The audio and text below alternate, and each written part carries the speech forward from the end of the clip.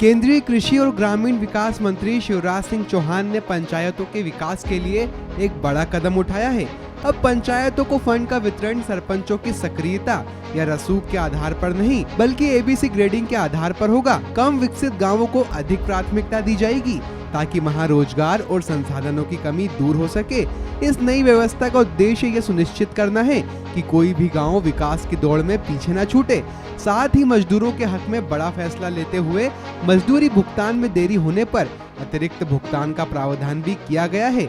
जानिए कैसे ये नई ग्रेडिंग प्रणाली आपके गांव की सूरत बदल देगी। इसमें तय किया कि जो फंड से उसका वितरण न्यायपूर्ण होना चाहिए। अगर किसी पंचायत का सरपंच ज्यादा एक्टिव है, वो ज्यादा धन ले जाता है।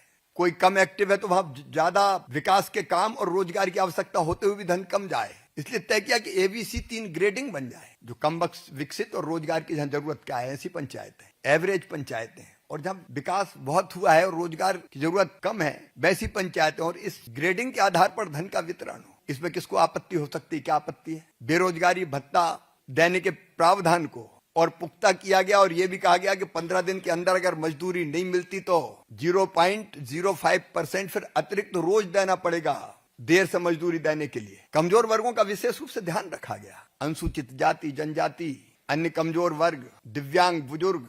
इसमें दिव्यांग बुजुर्ग उनके अलग गारंटी कार्ड बनेंगे, रोजगार गारंटी कार्ड अलग रंग के। उनको कम काम पर भी ज्यादा मजदूरी मिलेगी। अब मुझे समझ में नहीं आता कि मानवीय दृष्टि से जिन चीजों का ध्यान रखा गया है उसमें भी तकलीफ।